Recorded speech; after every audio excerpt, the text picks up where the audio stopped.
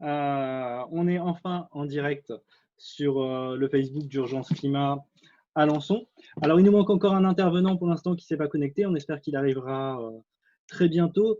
Pour nous, ce soir, c'est l'occasion de profiter un peu des nouvelles technologies qui se sont mises en place pour refaire une conférence climat. On n'en avait pas fait depuis l'année dernière avec la conférence de Serge Le Sur sur le changement climatique et les impacts qu'auront ce changement climatique sur la météo au niveau d'Alençon et de la région Normandie. Ce soir, on a fait le choix, bien sûr, en lien avec la pandémie, de parler du climat et de la biodiversité.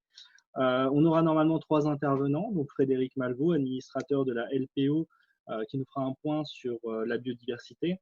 Thierry Lemaître, militant à la Confédération paysanne, qui va nous faire un point plus local sur ce qui peut se passer dans notre région. Et Patrick Lemoyle, donc membre du collectif national des transports gratuits, qui lui nous parlera bien sûr de l'impact des transports et de leur gratuité sur le climat, mais aussi comment faire pour des transports dans le cadre de la pandémie à l'heure actuelle. Donc, juste un point rapide sur le climat. Le réchauffement climatique est de plus en plus présent et on s'en rend compte de plus en plus. On vient de passer le cap des 10 mois les plus chauds que l'humanité ait connus et que les enregistrements ont permis de voir. Le mois d'avril 2020 a été le second mois d'avril le plus chaud à 0,1 degré et le mois de mai a été l'un des plus chauds également. Dans l'une des dernières réunions qu'on avait pu faire au niveau d'urgence climat, on avait dit que d'ici les 4 voire 5 prochaines années, l'humanité connaîtra l'année la plus chaude qu'elle n'a jamais connue. Les chiffres sont là et ils nous montrent de plus en plus qu'on n'aura pas besoin d'attendre 5 ans et que 2020 sera peut-être cette année. Donc, malgré la pandémie, malgré le ralentissement qui a eu lieu ces derniers mois, l'impact sur le réchauffement climatique ne se fera pas sentir avant un long moment. Et il est largement temps de réduire notre impact sur l'environnement et par rapport à nos émissions de CO2 de manière à limiter au maximum le réchauffement climatique, car aujourd'hui, on sait aussi qu'on ne pourra pas l'endiguer et qu'on est largement parti sur une courbe haute et que si on peut tenter un objectif de plus 1,5 voire plus 2 degrés à la fin du siècle, et ce ne sera pas sans conséquence, plus 2 degrés, ça va déjà être compliqué et il est temps qu'on agisse. Thierry, je te laisse la parole pour une première intervention. On va partir sur 10 minutes et puis si jamais tu dépasses un peu, c'est pas grave, mais je te ferai signe quand on sera d'ici à 11 ou 12 minutes. Oui, bonsoir à tout le monde. Oui, alors 10 minutes, c'est ce que je disais un peu auparavant. J'aimerais aussi, il y avait des questions, autant laisser le maximum de place aux questions. Un peu le déroulé de mon exposé, ça partira d'un vécu, d'un existant, celle d'une exploitation dans l'Orne, proche d'Alençon, à 10 km d'Alençon, et puis voir ce qui se passe à une échelle plus grande, celle de la région. Je ferai peut-être un point particulier sur cette dimension régionale parce que c'est un lieu de décision important et abordable. Donc, c'est quand même intéressant d'avoir un décryptage de ce qui se passe à l'échelle de la région. Et après, quelques idées qui tourneront plutôt autour de la méthode d'action. Mais ça, si on a le temps. Donc, je vais partir d'un cas d'un paysan installé depuis une quinzaine d'années, voire une vingtaine d'années, enfin depuis 2003 exactement, sur la commune d'Autrive. Pour la petite histoire, la ferme était vouée à l'agrandissement, c'est-à-dire on ne lui donnait pas d'avenir. Et moi, avec mon expérience, je me suis dit, une petite ferme, de l'herbe, un troupeau de vaches laitières, ça doit pouvoir fonctionner. Donc, je l'ai reprise en 2003. Mon système est basé sur un truc très simple. C'est donc 40 vaches laitières normandes avec 100% herbe. Alors, depuis, je cultive un peu de céréales pour l'alimentation de mes vaches. Je ne vais pas rentrer plus dans la technique de peur de vous perdre, mais j'espère pouvoir être interrogé sur la présence de vaches et le réchauffement climatique. Je pense que ça sera intéressant. Donc, j'ouvre déjà les portes. Tout ça pour faire un système qui est basé sur l'idée d'être économe et l'idée d'être autonome. je me sens, moi, comme gestionnaire de ressources. Et dans la définition du mot ressource, une ressource ne s'épuise pas parce qu'elle se remet en œuvre. Elle est là pour se renouveler constamment. Et le bon travail d'un paysan, c'est de faire que ce qu'il utilise se renouvelle constamment. Et donc, sur un système basé sur l'utilisation de ses propres richesses, l'utilisation de ses ressources, si on dit qu'un paysan est, entre guillemets, allez, je vais oser le mot, performant, je pense que c'est là qu'il faudrait le juger. C'est sur sa capacité à user les ressources, à utiliser les ressources sans les user. Et un système herbe est particulièrement pertinent sur le sujet. Donc, je vais vous donner quelques chiffres et c'est quand même intéressant. Et je disais qu'il faut partir d'un cas concret. Et donc, moi, sur allez, en gros 50 hectares, 40 vaches laitières, en excédent brut d'exploitation, c'est-à-dire je vends, j'achète, qu'est-ce qui me reste? 50 000 euros. Là-dessus, j'ai des annuités. Bon, vous n'êtes pas économiste, mais vous allez voir que le calcul est relativement simple. Mes annuités, mes remboursements de prêts, j'enlève 20 000. Il me reste 30 000. 10 000 qui me sert d'autofinancement. Normalement, sur cette petite structure telle que je vous l'ai décrite, j'arrive à vivre avec 20 000 euros. Ce que je trouve, moi, dans la moyenne, je dirais confortable, enfin, à vous de juger. Ce que je voulais dire aussi sur l'idée de l'utilisation de l'herbe, hein, directement lié avec là, le changement climatique, j'essaye de remettre en œuvre des prairies naturelles. On a dévalorisé ce que c'était qu'une prairie naturelle. Un, elle est d'une richesse folle. Trois, elle est constante. Et c'est un puits de carbone, c'est-à-dire qu'elle réinsère dans le sol du carbone. La pertinence face au changement climatique de l'herbe, alors moi, c'était mon idée, hein, c'est qu'on peut l'utiliser pendant 9 mois de l'année. Donc, s'il y a une période d'aléa, on peut se dire que 3 mois, 6 mois après, on aura quelque chose. Deuxième élément favorable dans mon système, que je trouve favorable, c'est qui dit prairie dit haie et dit arbre. Et donc, je ne suis pas tout seul à le penser. On est quelques-uns à se dire qu'il faudrait remettre l'arbre un peu dans nos systèmes agricoles. Il y a des recherches, hein, pour la petite histoire, l'INRA fait des recherches et essaye de regarder la valeur alimentaire de l'arbre. Pour la seconde petite histoire, il faut savoir qu'en 1976, la période de la grande sécheresse, les gens donnaient des branches d'arbres aux animaux qui n'avaient plus à manger. Et donc, on s'aperçoit qu'il y a une histoire qui a été oubliée autour de l'arbre et les valeurs alimentaires de l'arbre ne sont pas négligeables.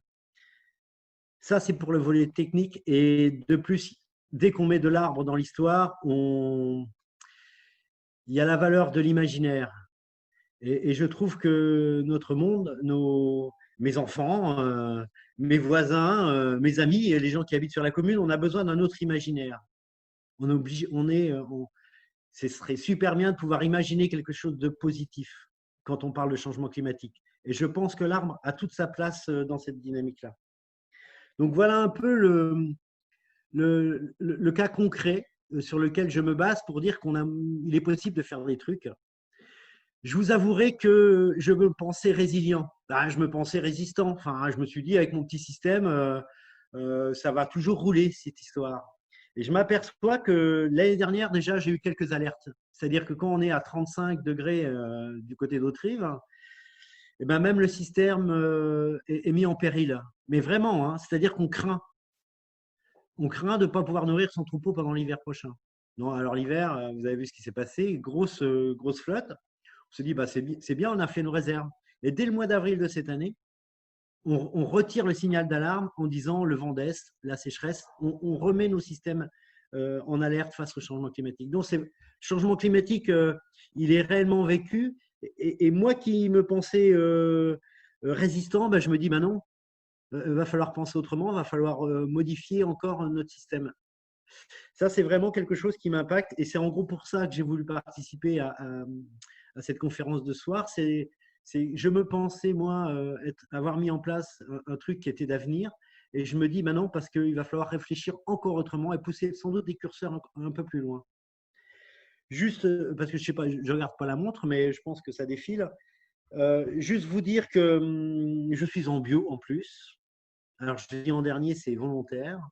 et qu'on fait partiellement, hein, parce qu'il y a quelqu'un du village d'à côté, Stéphanie, qui fait un super camembert, qui vient chercher de temps en temps le lait à la maison. Et donc, on participe à cette dynamique de circuit court. Donc, voilà dans quoi je me situais. Et je me suis dit, là, bon, tout le monde, je ne sais pas si tout le monde cherche à être exemplaire. J'ai essayé vraiment de construire un truc qui tienne la route économiquement, techniquement. Avec mes animaux, le fait d'avoir un petit troupeau en termes de vie avec les animaux, c'était pas mal. En termes de vente, c'était pas mal. Malgré tout ça, je ne me sens pas privilégié ou protégé. L'impact, si on pousse les curseurs sur les températures ou des excès d'eau, ben on voit qu'on sera fragile. Je voulais, je ne sais pas si j'ai encore beaucoup de temps, je voulais juste dire que pour essayer d'élargir et sortir de mon exploitation, beaucoup d'associations de développement agissent. Moi, je fais partie de la Confédération paysanne, donc syndicat, mais il faut savoir qu'on est avec beaucoup de partenaires sur le territoire et on agit à l'échelle plutôt de la région là.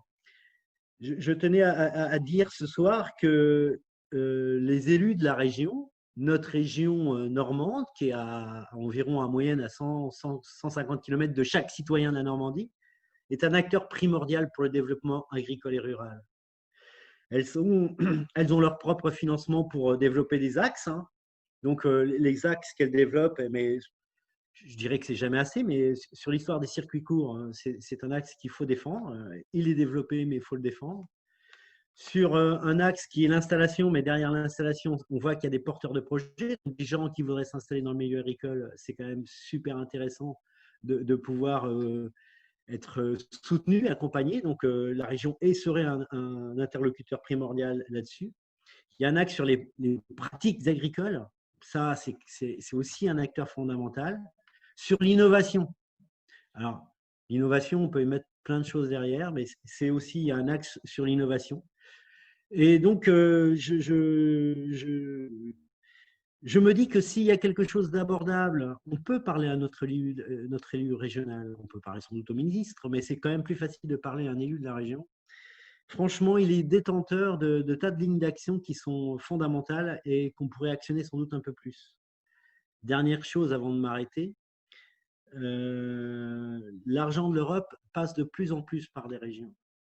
Et il faut savoir qu'on a des mesures, les MAEC, sont ces mesures agro-environnementales et climatiques. Le C veut dire climatique. Et donc, le cadre est national, mais la mise en œuvre est à l'échelle de la région. Et ça, c'est des leviers qu'on a, qui sont sans doute pas pour moi assez poussés, ou parfois même, bon, je parle avec tous mes collègues, parfois détournés, et sur des systèmes dont on, par exemple, mais là, on va rentrer peut-être dans une technique très particulière, des assurances qui viennent en se disant, moi, je vais vous assurer contre le changement climatique ou contre les aléas du climat. Et donc, elles assurent, elles prélèvent un peu d'argent de ces fonds européens en se disant, voilà, on va faire un petit packaging sympa de tout ça et on est prêt pour le futur. Franchement, la mesure agro-environnementale et climatique sert surtout à faire en sorte que les gens changent de système, s'adaptent au système, soient résilients au système.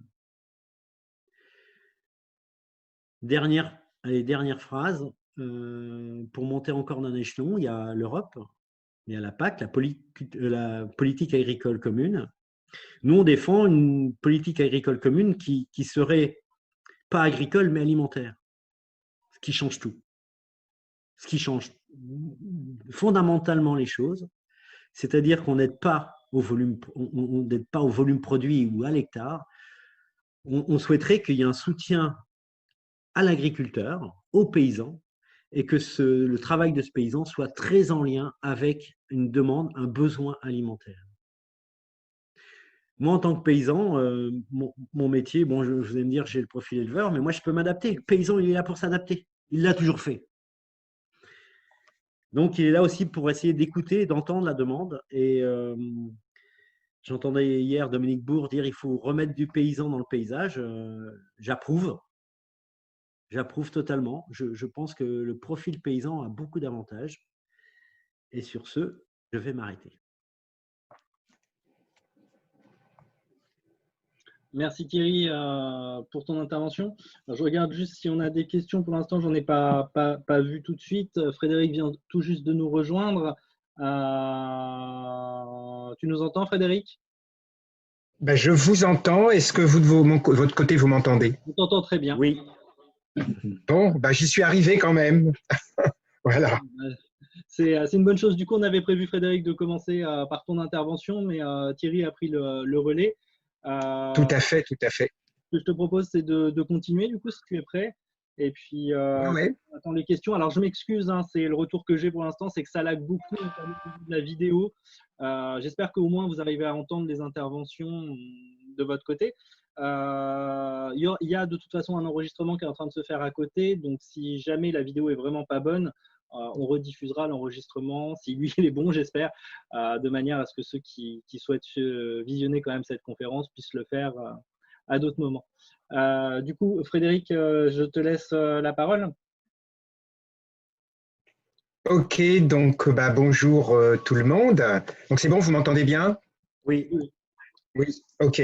Donc bonjour tout le monde. La consigne, c'est 15 minutes pour parler de cette pandémie, de la crise de biodiversité, du réchauffement climatique. C'est un petit peu une gageure en 15 minutes, surtout dans des conditions Internet, mais on va se débrouiller, voilà.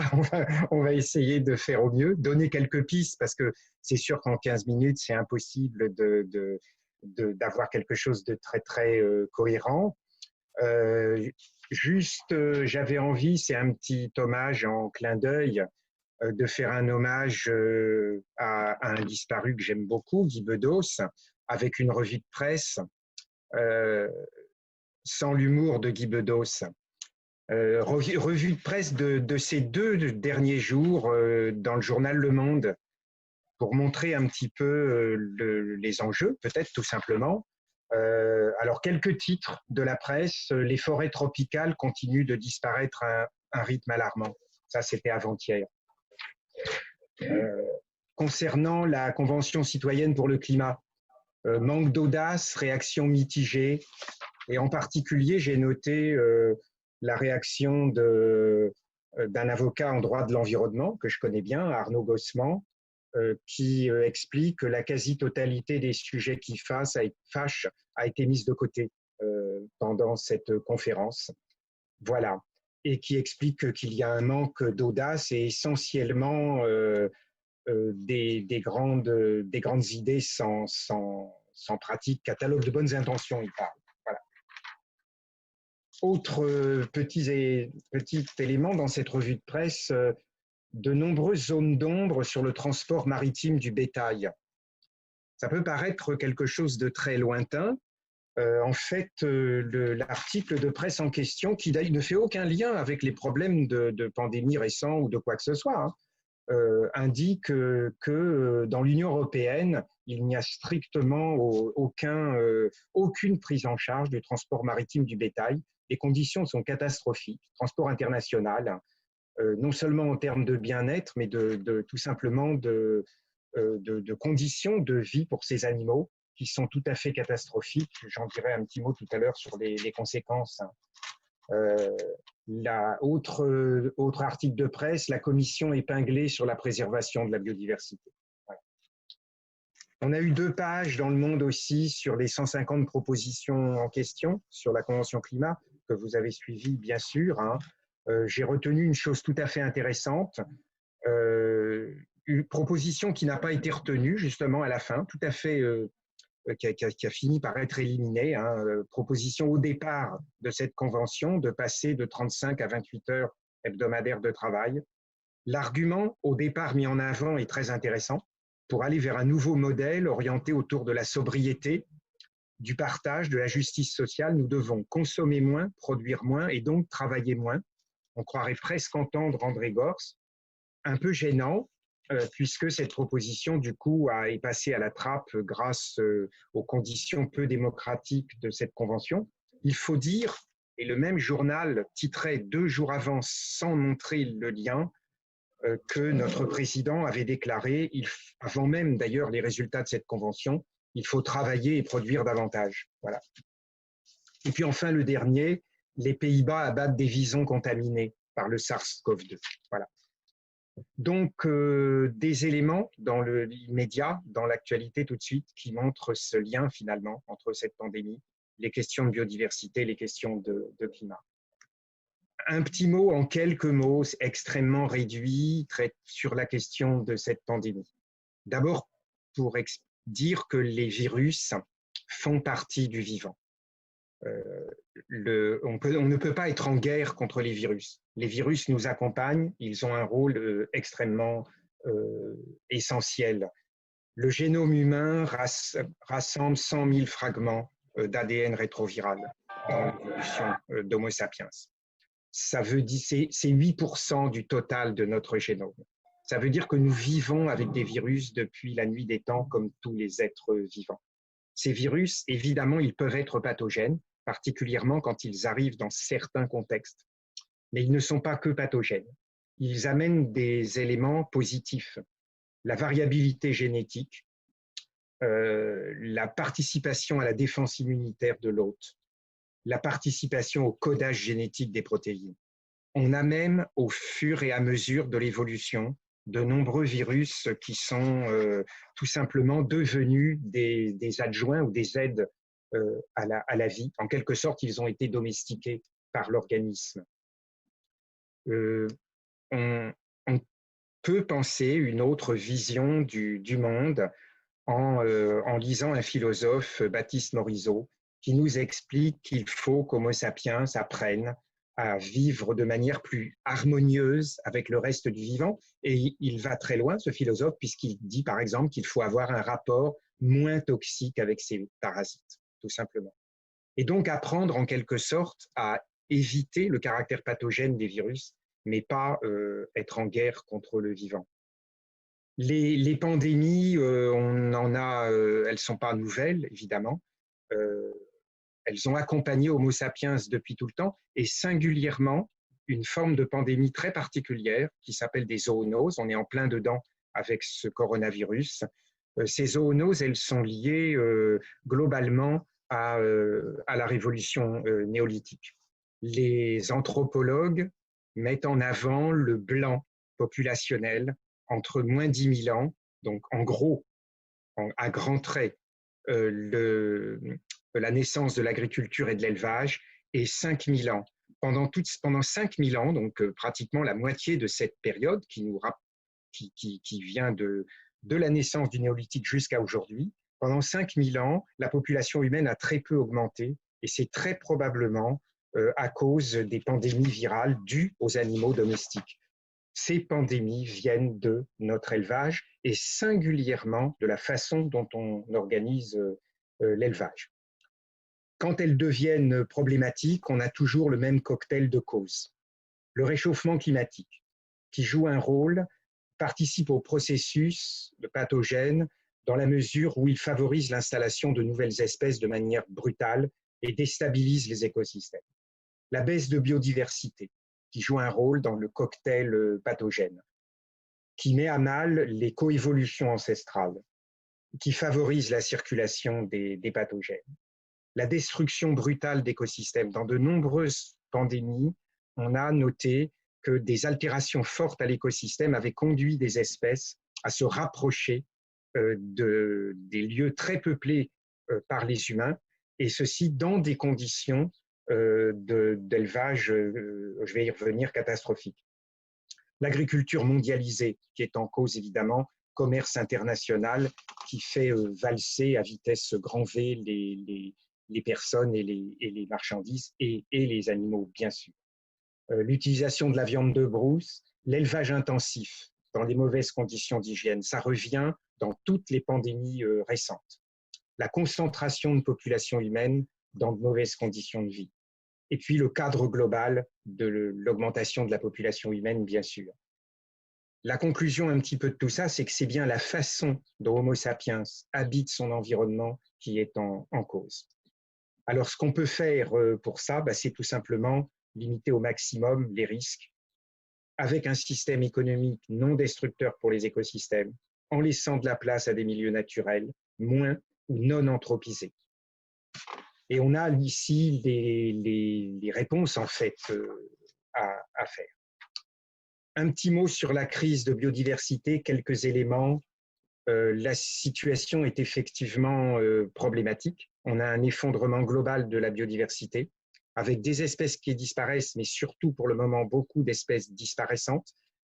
Moi, personnellement, j'ai tendance à remettre un peu en cause les idées reçues, à mon sens, qui passent dans les médias, et y compris dans tous les courants politiques, consistant à dire que nous sommes entrés dans la 6e extinction des espèces.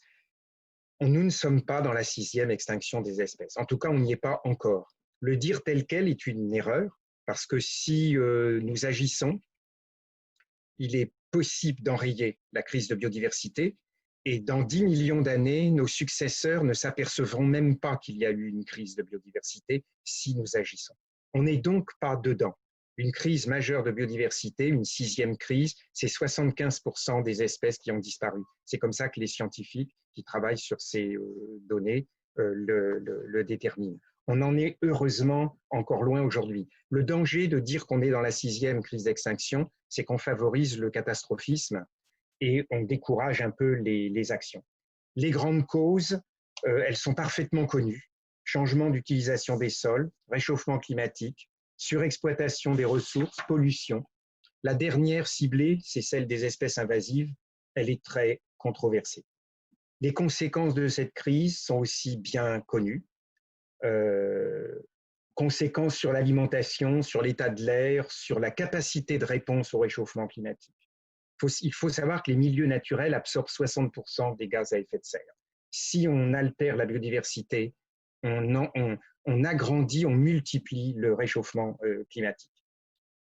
Et les derniers travaux qu'on a pu faire dans ce domaine, bon, moi je suis spécialiste des oiseaux, montrent qu'il y a un lien direct entre diminution de la biodiversité et réduction des services écologiques. Vas-y, tu voulais dire quelque chose?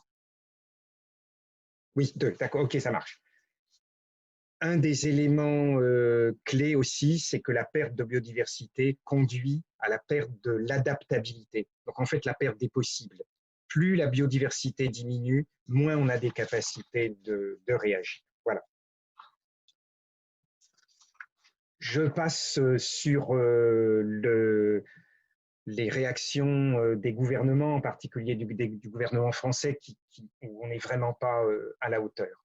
Peut-être simplement pour donner une idée et amener dans le débat. On est face à deux paradoxes. D'un côté, Homo sapiens, c'est abstrait de la stricte sélection naturelle. C'est l'espèce la plus forte en quelque sorte, mais du coup, c'est aussi l'espèce la plus faible car il dépasse ses limites. Et aujourd'hui, nous sommes en train de dépasser nos limites. Le deuxième paradoxe, c'est que comme nous avons dépassé nos limites grâce à une intelligence et d'un certain nombre de conditions, eh bien, nous sommes capables de gérer nos limites. Et Homo sapiens va peut-être, j'espère, être la première espèce qui survivra parce qu'il aura pensé la gestion de ses limites et pas seulement parce qu'il aura été réduit par la sélection naturelle. On a déjà des penseurs qui, au XIXe siècle, je pense en particulier à un penseur russe, Pierre Kropotkin, avaient déjà pensé la nécessité de mettre en place des systèmes d'entraide pour gérer les limites de l'humanité. Et donc, il n'est pas trop tard. Voilà. Un petit mot, et je ferai presque la conclusion là-dessus. Le réchauffement climatique est en partie accentué par la crise de biodiversité, mais lui-même accentue la crise de biodiversité. Globalement, on a beaucoup plus d'espèces perdantes au réchauffement que d'espèces gagnantes. Beaucoup plus de perdants parce que les espèces n'arrivent pas à s'adapter à des conditions de changement trop rapides. Voilà. Alors peut-être juste en conclusion, deux petites choses, et je reviens à des points presse. Un journaliste du Monde, Stéphane Foucard, qui écrit dans le Monde d'hier ou d'aujourd'hui, je ne sais plus, attention, ce n'est pas uniquement par l'action individuelle. Hein, vous connaissez tous l'action du colibri qui va faire sa petite chose. Hein.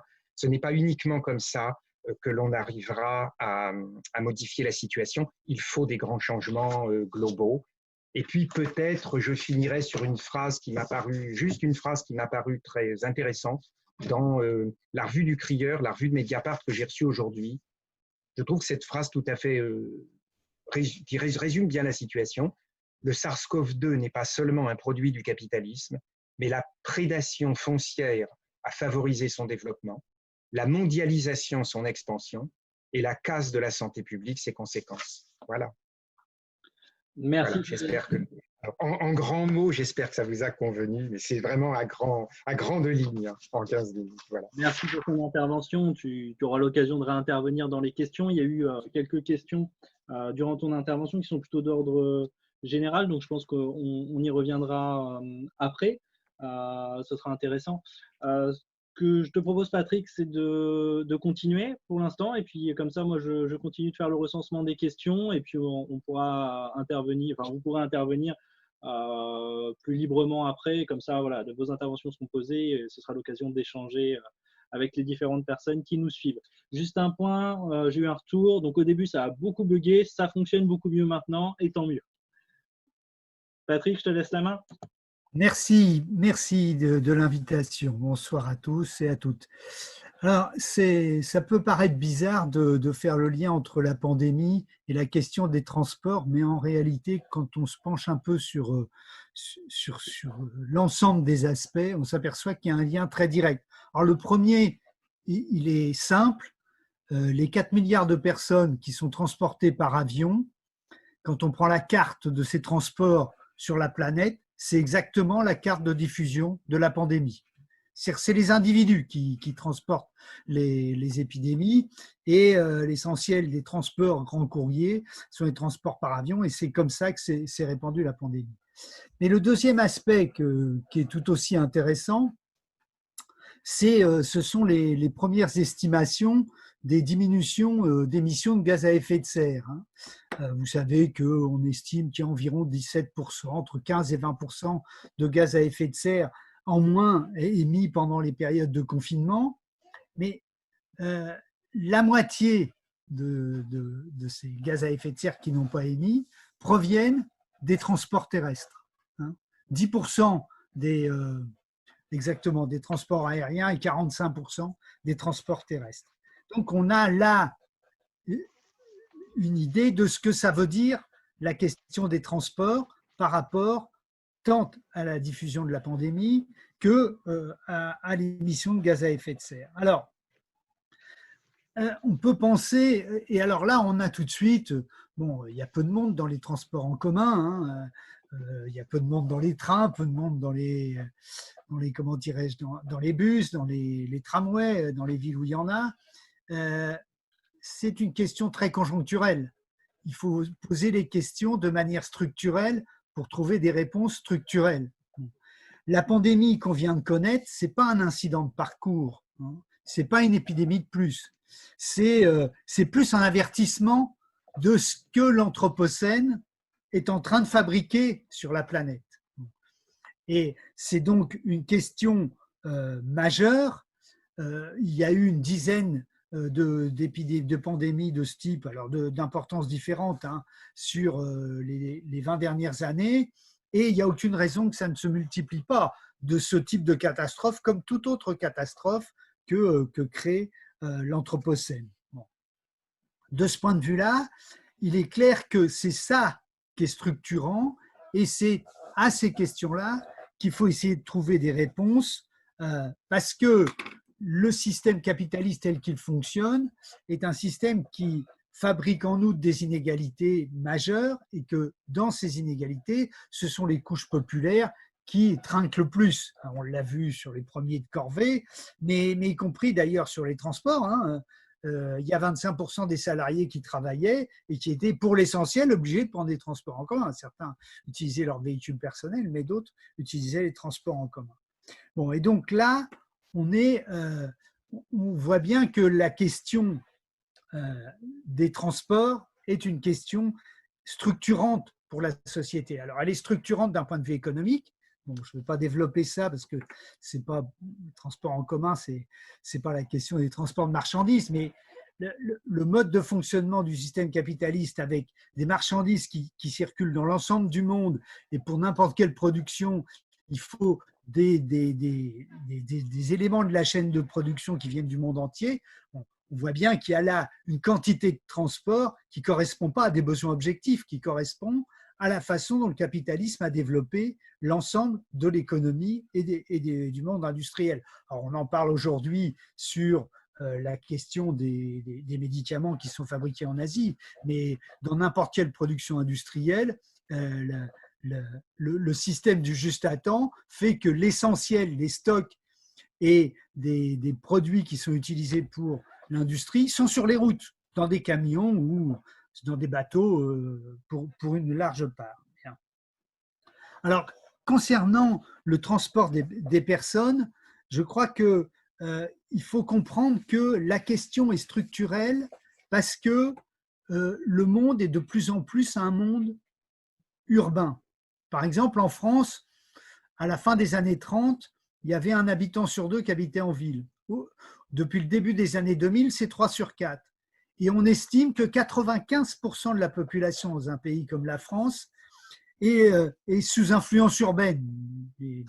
C'est-à-dire que soit habite en ville, soit a besoin d'aller en ville pour travailler, pour les loisirs, pour l'éducation, pour différentes actes de la vie quotidienne, enfin de la vie quotidienne, pas forcément quotidienne, mais d'actes de la vie qui sont tout à fait essentiels. Bon. Et donc, la façon dont les gens se déplacent au sein des villes, entre les parties rurales et les villes, est une question décisive.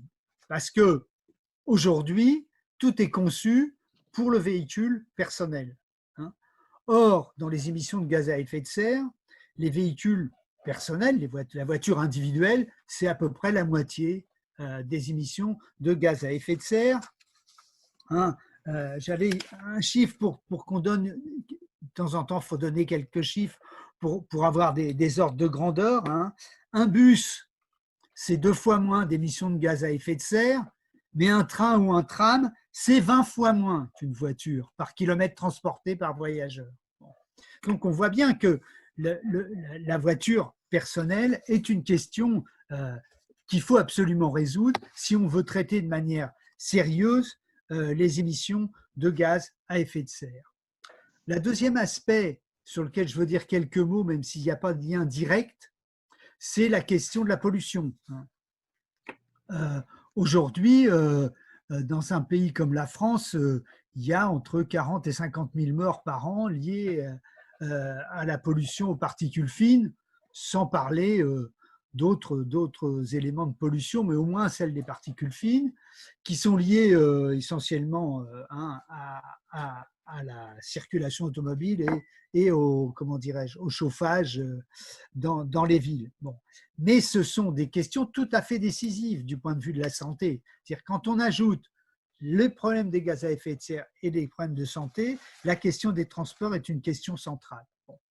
S'ajoute à ça les problèmes sociaux. Les gens qui ont le plus besoin de circuler sont les gens qui se sont éloignés des centres-villes parce que la vie, le prix du foncier, le prix des logements est tel que il faut habiter loin pour avoir un logement à peu près correct quand on n'a pas beaucoup d'argent. Bon. Et donc, la longueur des transports aujourd'hui entre l'habitat et le lieu de travail, d'études, de loisirs, etc., ça augmente. D'autant qu'en plus, les voitures sont de plus en plus lourdes et émettent de plus en plus. Bon. Donc, il se pose vraiment la question de faire une rupture. Bon. Alors, là, le copain paysan parlait de la façon dont il travaille au niveau d'une exploitation agricole, mais au niveau des villes, si on veut faire une rupture dans les modes de transport, il faut prendre des décisions radicales. Bon, alors, il y a un petit début d'évolution qui s'est passé là, c'est l'utilisation des vélos, parce que de plus en plus de gens se sont dit que c'était le bon moment de reprendre le vélo, ce qui est une excellente chose. Mais si on veut que les villes cessent d'être des îlots de chaleur extrêmement dangereux, cessent d'être des lieux de pollution extrêmement dangereux, il faut une rupture totale dans le mode de circulation des individus qui garantit la liberté à tout le monde de pouvoir aller et venir là où il a besoin d'aller et venir pour travailler, étudier, les loisirs, les rencontres, etc. Et la gratuité pour nous, et c'est ce qu'on défend maintenant de manière globale, la gratuité est un élément de choc qui ne peut fonctionner que s'il s'appuie sur 2 ou 3 choses complémentaires à la gratuité. Ce n'est pas la gratuité par elle-même qui fait que tout le monde va se précipiter dans les transports en commun. Les gens utilisent les transports en commun quand c'est plus efficace que d'autres moyens de transport. Bon. Et donc, tout ce qui peut être fait à pied doit être fait à pied, tout ce qui peut être fait en vélo doit être fait en vélo de la manière la plus sécurisée possible. Moi, j'habite à Rouen, je prends le vélo assez régulièrement. Il y a des endroits où c'est un acte militant, hein, c'est pas du plaisir, c'est dangereux. Bon. Donc, on doit pouvoir circuler à vélo de manière sécurisée. Et enfin, il faut dire aux automobilistes, vous arrêtez de circuler et vous avez en échange des transports en commun gratuits et fonctionnels.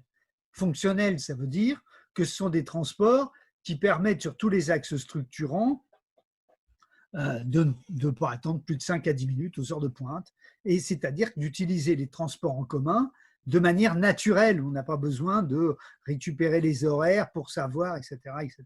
Bon. Donc, il nous semble que, y compris au début où on travaillait sur la gratuité, on était centré sur l'aspect social, qui est un véritable problème, l'aspect écologique et sanitaire, mais plus ça va, plus on s'est aperçu que c'était une modification globale de l'approche de la ville et des déplacements au sein de la ville qui résolvait les questions d'élimination de la voiture de l'ensemble des centres urbains.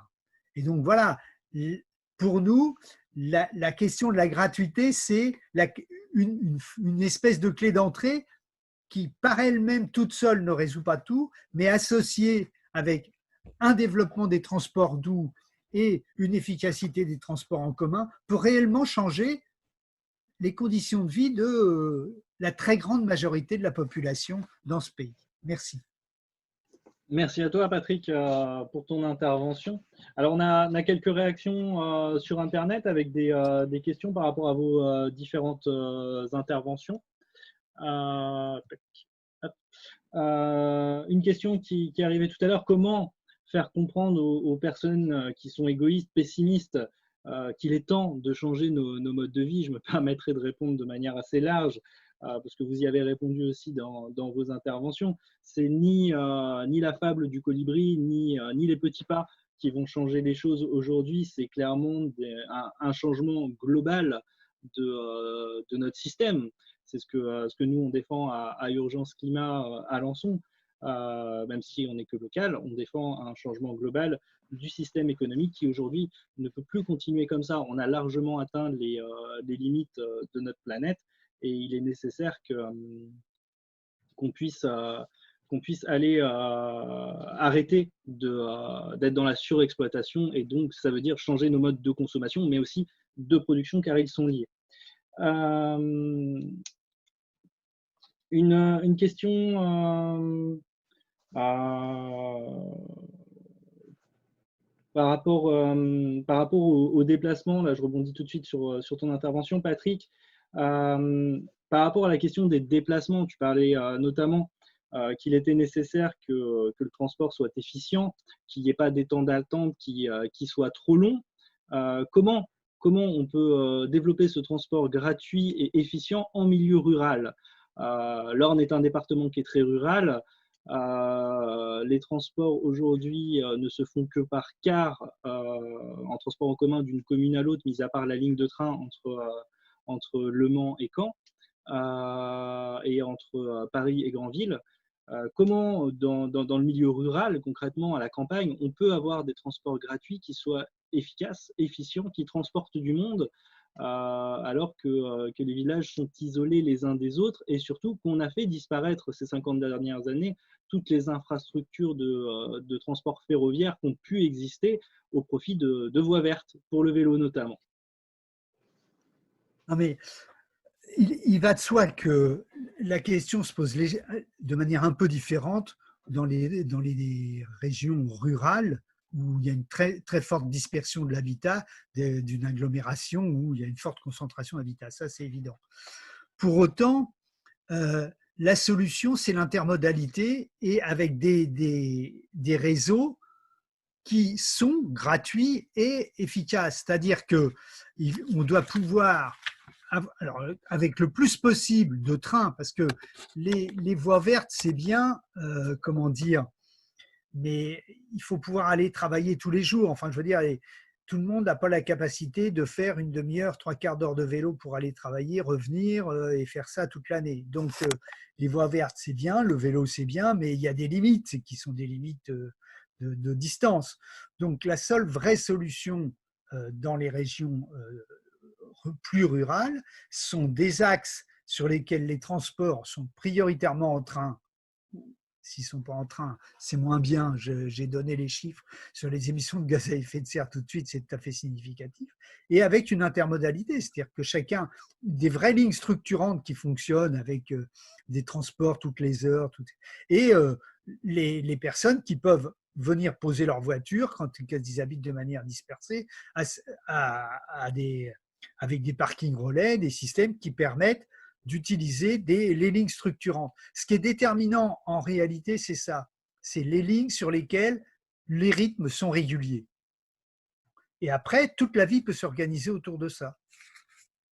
Mais voilà ce que je peux dire là-dessus. D'accord. Alors, je me permettrai, Thierry, est-ce que tu veux rebondir sur cette question justement de la ruralité, de l'installation de transport en milieu rural en tant qu'agriculteur? Alors, sur le transport, je me sens complètement incompétent. Je veux pas détourner, je vais détourner ta question, mais tu posais, je t'avais dit que j'aimerais bien parler un peu de la méthode pour que ce changement s'engage. Et tu as employé le mot rupture, tu as employé le mot transition et changement global. C'est vrai que je viens d'un syndicat, donc il est évident qu'on va essayer d'emmener tout le monde ce changement. Et je prendrai l'exemple d'un sauveteur qui a un blessé. Et je remarque qu'à chaque fois, il ne court pas. Même quand il y a urgence, ça ne sert à rien de courir.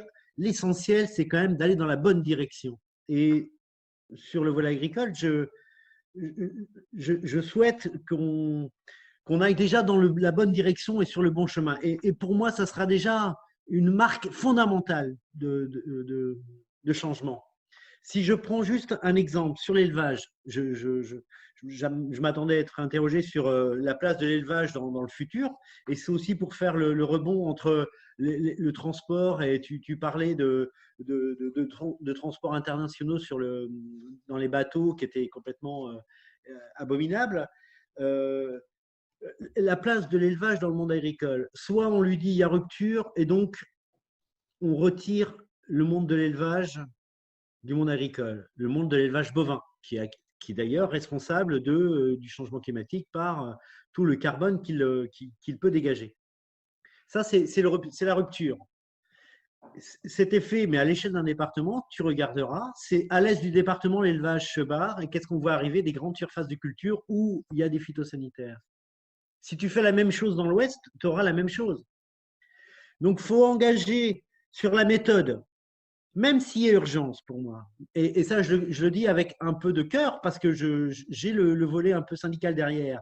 Il faut qu'on emmène tout le monde. Il faut absolument qu'on ait les marques du chemin vrai à parcourir. Pour l'instant, on n'y est pas. Si on a les premières évaluations qui nous font dire là, on est sur le bon chemin, pour moi, ça sera déjà une victoire. Et donc, tu vois, je suis vraiment pour cette idée de transition. La vitesse de la transition, faut que ça accélère, c'est évident. Mais je crois fondamentalement que si je prends l'exemple de l'élevage, on peut l'adapter. Il faut l'adapter. L'assiette du futur, il y aura moins de viande, c'est clair. Il faut l'adapter en termes de dimension, en termes de méthode d'élevage. Et pour résoudre ce problème de transport abominable de pays en pays, je ne veux pas utiliser des mots trop grands vis-à-vis de ce que je suis capable de raisonner, mais il y a la souveraineté alimentaire. La Confédération paysanne défend cette souveraineté alimentaire. Les accords de libre-échange qui sont en cours de construction, certains sont signés, pas tous. Si je fais un lien avec la crise passée là, du coronavirus, du Covid-19, de la Covid-19, c'est vraiment cette révélation que ces accords de libre-échange ne sont plus pertinents. Et ça, si tu veux une espèce de rupture, moi j'en espère une rupture. Si je fais une liaison entre la période qu'on a vécue ces 3 derniers mois et ce qu'on doit faire sur le changement climatique, c'est la révélation de nos fragilités et des intérêts nouveaux. En termes de méthode, je garde la rupture, ça sera d'être sur le bon chemin pour moi. Et quand on le verra, ça sera déjà super. Frédéric, Patrick, est-ce que vous voulez réagir par rapport à ça? Oui, je veux bien. C'est bon. Oui, tout à fait. Moi, je me retrouve tout à fait dans ton intervention, Thierry. En quelques mots, tout à l'heure, j'ai parlé du cocktail de causes qui sont toujours les mêmes dans l'ensemble des pandémies qu'on a connues depuis maintenant une vingtaine ou une trentaine d'années. Et dans ces causes, on retrouve systématiquement la problématique de la destruction des écosystèmes, puis du lien avec des systèmes d'élevage intensifs dans de très mauvaises conditions d'hygiène qui font le pont vers des populations humaines fragilisées, et ensuite, tout ceci étant amplifié par la problématique de la mondialisation et des transports. On a ce cocktail en place. Quand on a exposé ce type de problème, je pense qu'on a aussi les solutions. Les solutions, c'est préservation de la biodiversité, préservation des grands espaces sauvages, singulièrement des forêts tropicales. J'en ai dit un petit mot tout à l'heure sur le fait qu'on n'allait pas du tout dans le bon sens toujours. Et les forêts tropicales, pour les préserver, ce n'est pas la responsabilité première, même si bien sûr c'est évident, des pays dans lesquels sont ces forêts tropicales. C'est d'abord et avant tout la responsabilité des autres pays, c'est-à-dire des pays importateurs d'huile de palme qui détruisent les forêts tropicales de l'Asie du Sud-Est, importateurs de soja transgénique qui détruisent les forêts tropicales et équatoriales de l'Amérique du Sud. Et ensuite, c'est à l'échelle de l'ensemble du monde la mise en place d'un système d'élevage extensif paysan, en lien avec des systèmes de polyculture et des systèmes de production locale. C'est la solution qui permettra d'éviter ces pandémies, qui permet aussi d'éviter, d'enrayer, parce que le terme c'est bien d'enrayer la crise de biodiversité.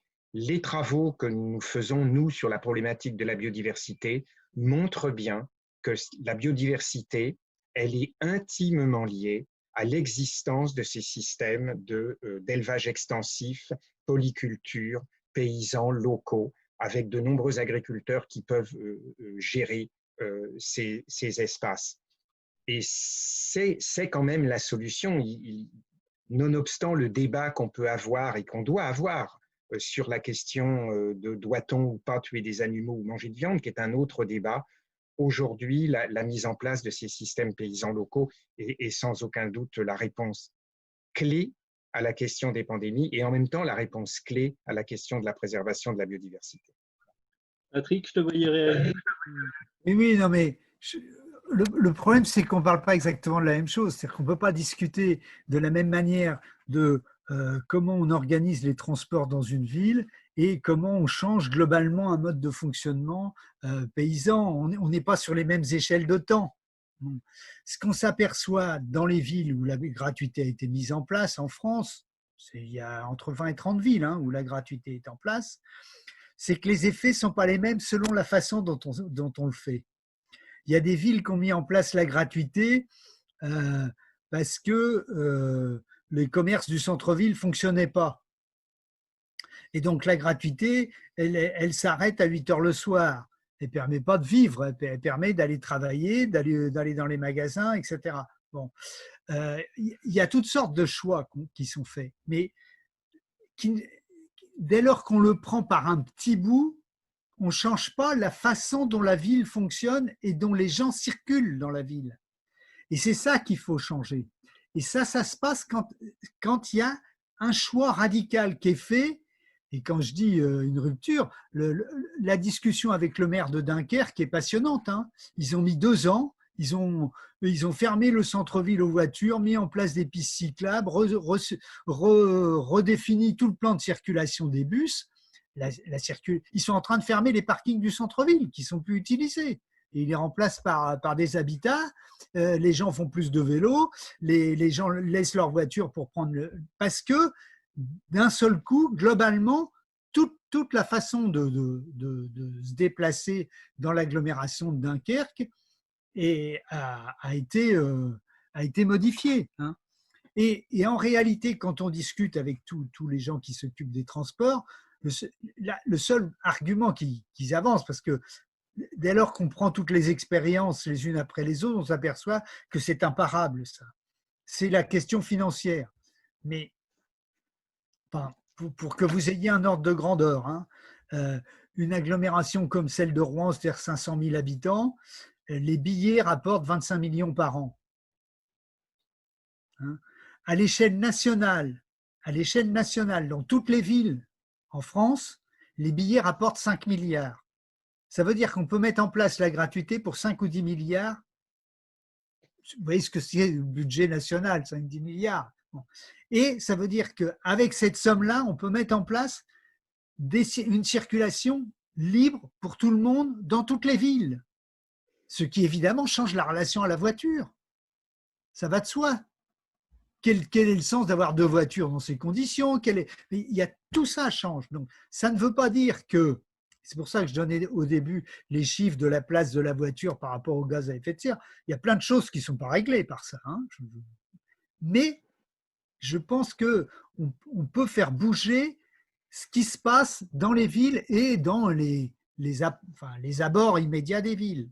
Ça peut aller jusqu'à quelques dizaines de kilomètres. Mais c'est pour ça qu'on ne parle pas des mêmes espaces de temps d'évolution des choses.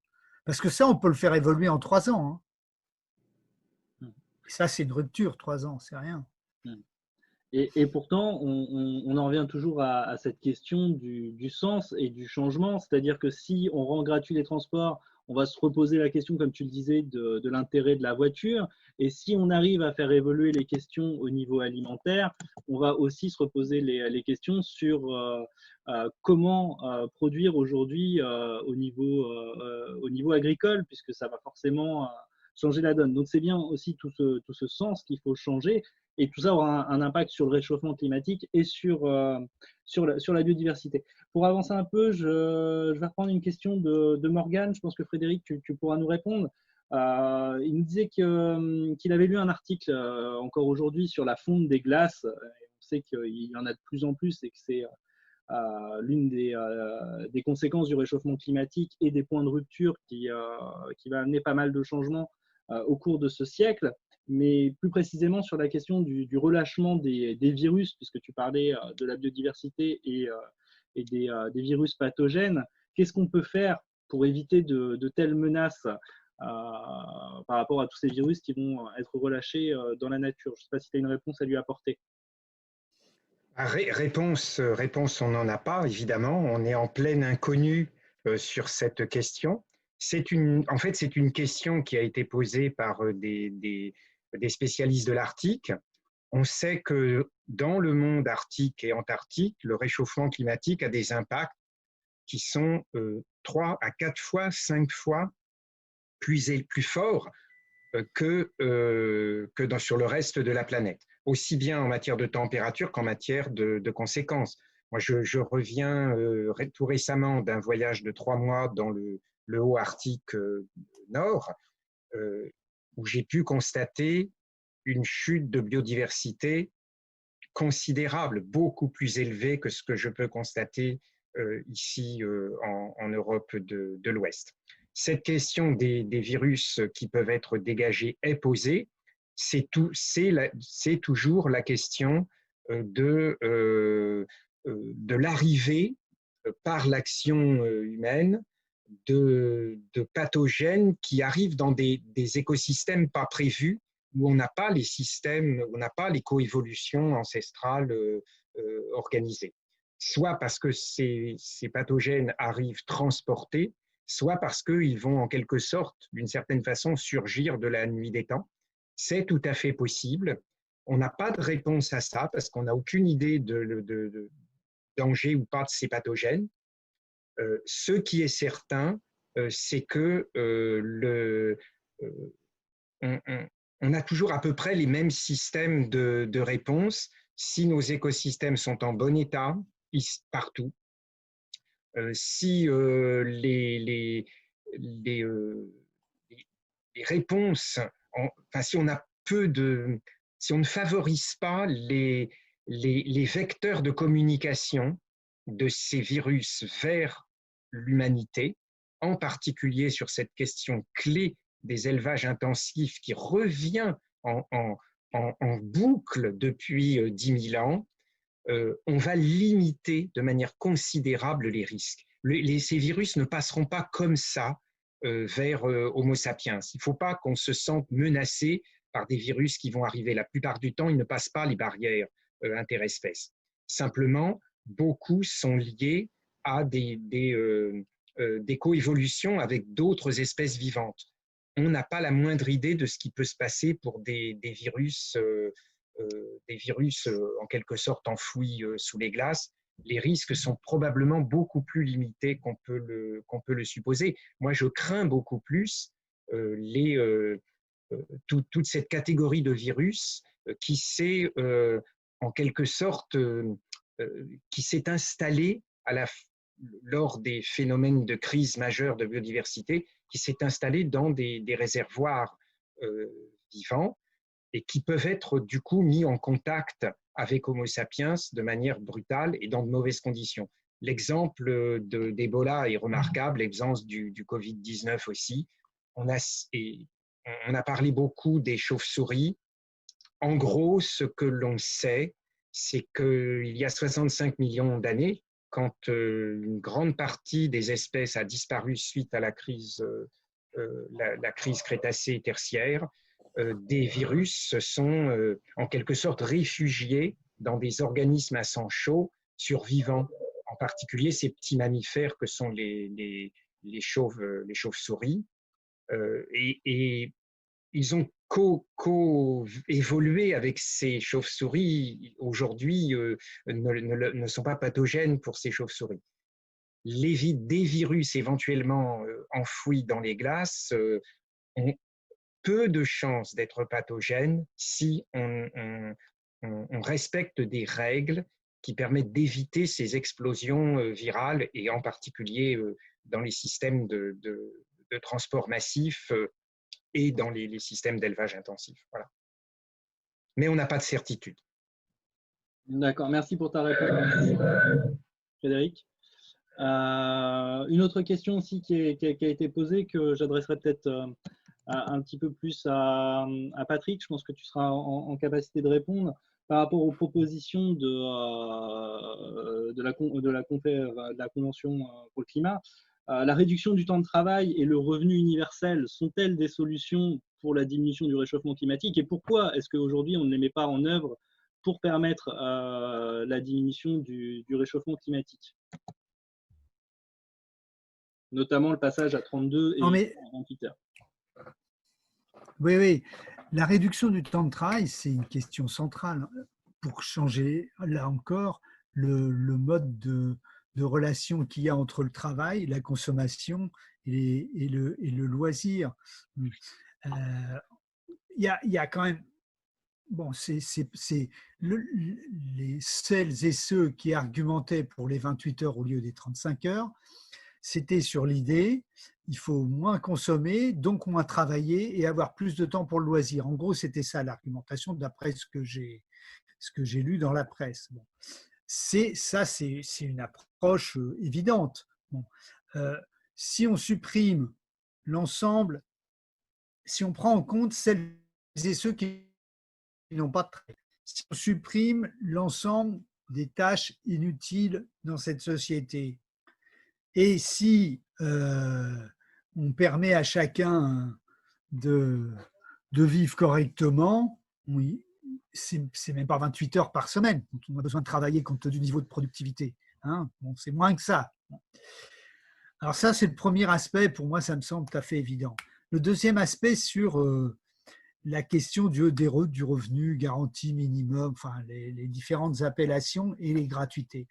Moi, comment dire, ce qui est important dans la société, c'est pas de laisser à chacun le choix de consommer comme il veut.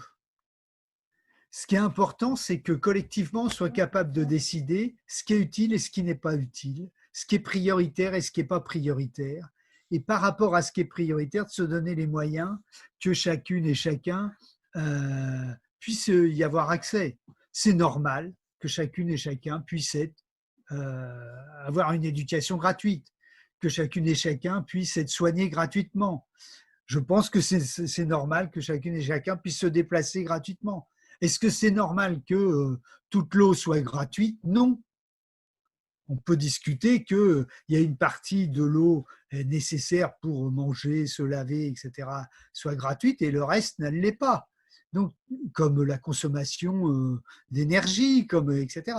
Donc, quand on pose la question de permettre à celles et ceux qui ont du mal à vivre dans la société de leur donner un appui, je pense que quand on donne un revenu sous quelque forme que ce soit, on ne pose pas les questions essentielles de ce qui est important ou pas dans la société et pour la vie en commun. Et je pense que c'est ça qui est intéressant dans le débat plus général de la gratuité, au-delà des transports. C'est qu'on discute, on met en place un processus démocratique qui permet de décider collectivement de ce qui est important, de ce qui ne l'est pas. Et ce qui est important, on se donne les moyens que tout le monde y ait accès. Je trouve que c'est beaucoup plus démocratique et émancipateur que chacun se débrouille avec la somme qu'on lui a donnée pour ne pas être dans une galère financière pas possible. Est-ce que je peux mettre mon grain de sel dans cette histoire? Bien sûr, Thierry, je t'en prie. Parler d'heures de travail et du monde agricole, c'est toujours assez intéressant parce que j'avais fait la petite démonstration entre peu de surface et une rémunération intéressante. Et les systèmes agricoles qu'on cherche à défendre ou à mettre en place via la Confédération paysanne et via ces associations sont relativement plus gourmandes, enfin, entre guillemets, je dirais gourmandes, mais oui, en termes d'emploi, elle offre plus d'emplois à la même production, à production égale. Et comme je le disais aussi, oui, mais elles sont plus rémunératrices aussi. Et donc, si on veut parler transition, modification des systèmes agricoles et heures de travail, on est sur du gagnant-gagnant. Enfin, nous, en termes sur l'agriculture, les systèmes bio sont beaucoup plus rémunérateurs, mais demandent de l'emploi. Et ce n'est pas la même chose. On est vraiment sur une répartition de l'emploi. On est vraiment sur un partage des ressources. Si je peux faire, tu vois, une espèce de liaison entre des modèles de production agricole, alimentaire, et que vaut l'heure de travail derrière ça. On en aura besoin de plus, mais on sait que c'est de l'emploi qui sera aussi valorisé. Et c'est juste mon petit grain de sel que je voulais mettre dans la discussion. Merci Thierry pour ton ajout. J'ai fait un petit peu le tour, je regarde si jamais il y avait d'autres questions. Pour l'instant, je n'ai pas d'autres questions sur Internet. Ce que je peux vous proposer avant de conclure, c'est si vous voulez éventuellement ajouter des choses, vous redonnez chacun à votre tour la parole. Peut-être il est 9h10, si on termine vers 21h30, je pense que ça pourrait être pas mal. Vous redonnez chacun la parole 5 minutes, et puis si jamais il y a d'autres questions, ou alors après, on conclura. Si ça vous convient, je vous propose qu'on garde le même ordre que tout à l'heure au niveau des interventions. Donc Thierry, si tu veux ajouter des choses, je te laisse la parole. 3, Je 4, n'ai 5 pas minutes. préparé mon mot, je n'ai pas préparé mon mot de fin et il sera relativement court. Mais pour moi, c'est le sens des mots.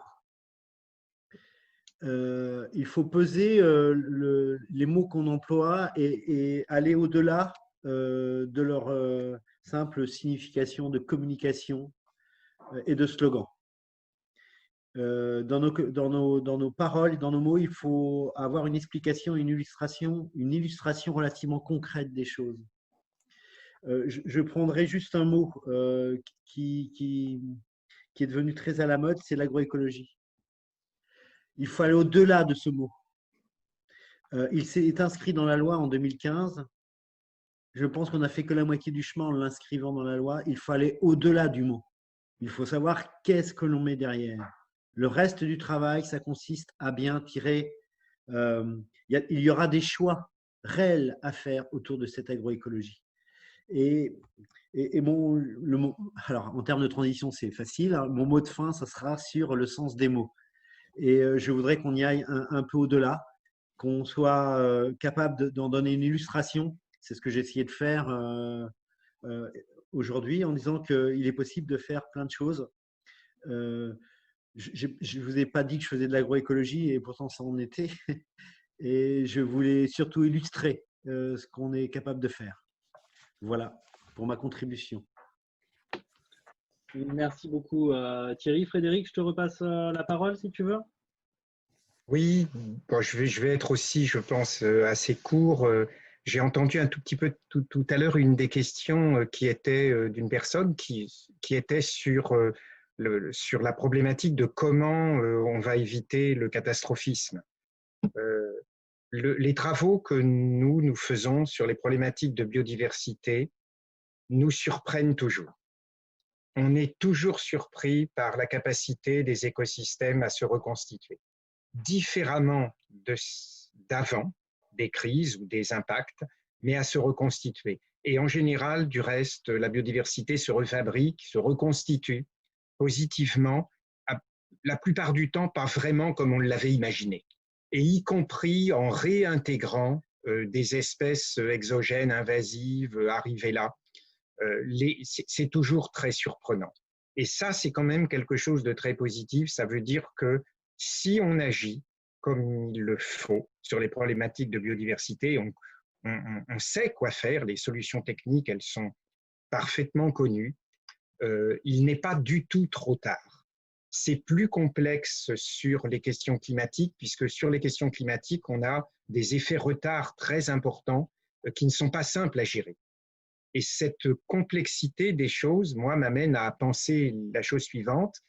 De quoi allons-nous avoir besoin pour établir une transition? Moi, j'aime bien le mot de rupture, parce que le mot de rupture, ça veut dire quand même quelque part qu'à un moment donné, on prend des grandes décisions qui permettent d'agir.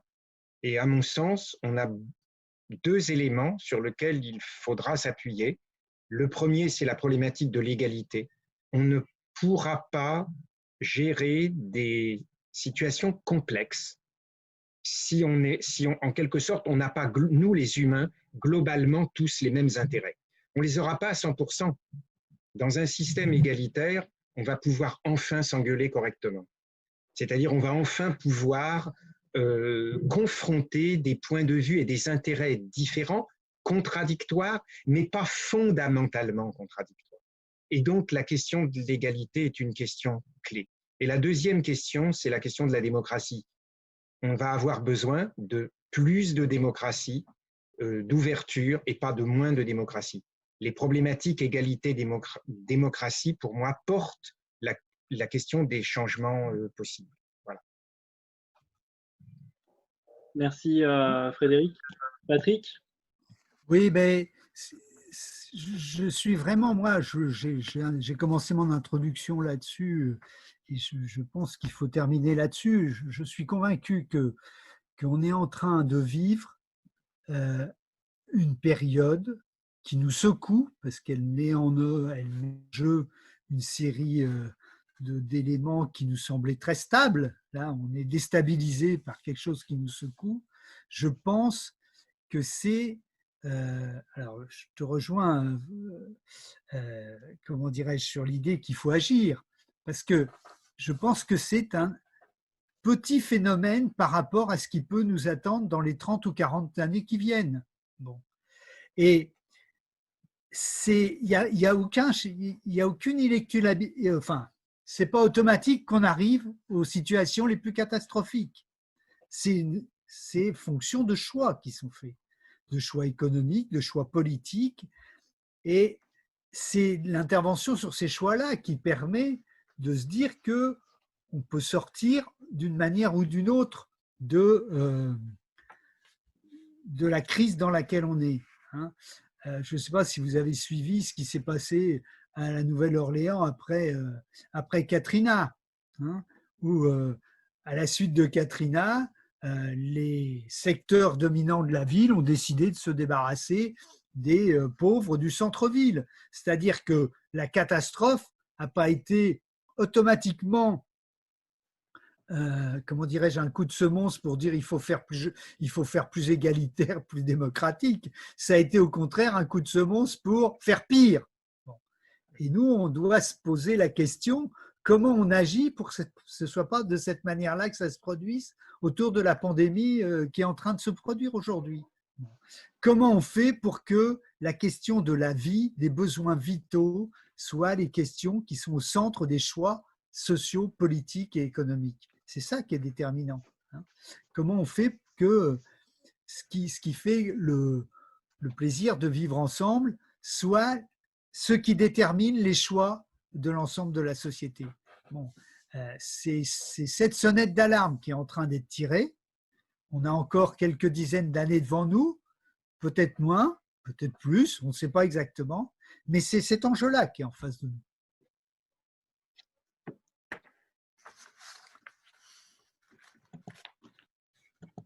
Merci beaucoup pour vos interventions. Je ne sais pas si certains d'entre vous souhaitaient ajouter quelque chose après ces conclusions.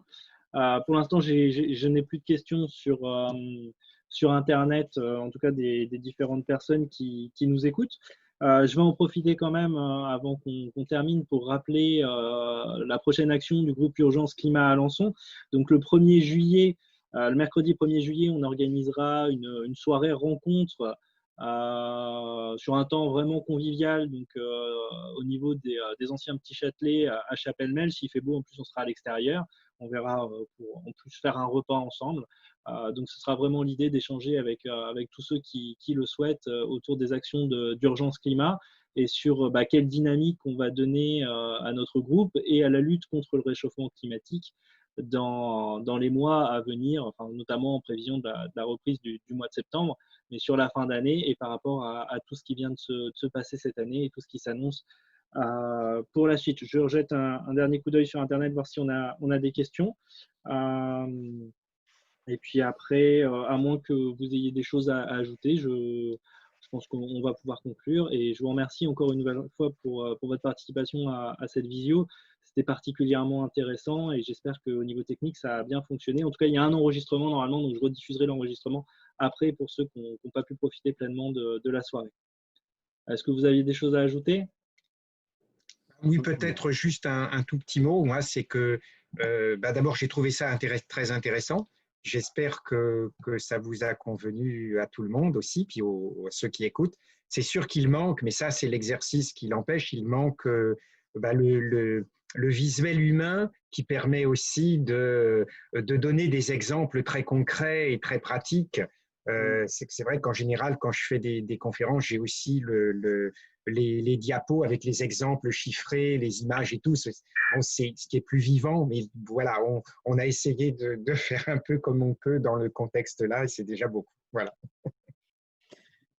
Merci Frédéric. On n'hésitera pas de toute façon à refaire des conférences dès la fin d'année, dès que ce sera possible et que les salles seront rouvertes à Alençon. On a bien l'intention de reprendre nos conférences climat comme on avait pu le faire, notamment avec Serge Le Sur. D'ailleurs, pour ceux qui souhaitent ou qui n'ont pas eu l'occasion de voir cette conférence, elle est disponible sur YouTube et sur le Facebook d'Urgence Climat Alençon. Si pour vous c'est bon, je vous propose qu'on arrête là. Et je vous remercie encore une fois pour votre participation. Merci de l'invitation. Bonsoir. Bonsoir et merci à tous. Bonsoir tout le monde.